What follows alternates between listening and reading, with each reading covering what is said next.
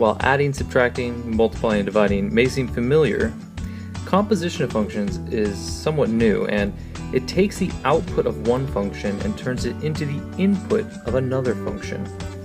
This definition is perhaps best explained by way of an example.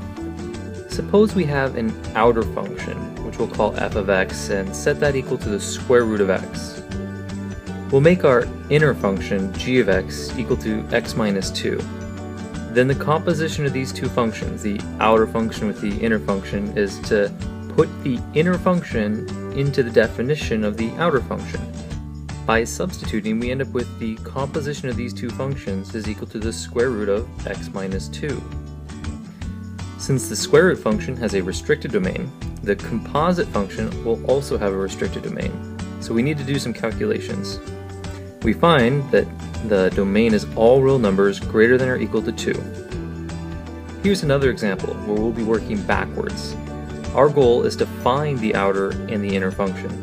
Take a moment and think what you would say is the outer function or the inner function. The outer function in this example is the function 1 over x. The inner function is x squared plus 1.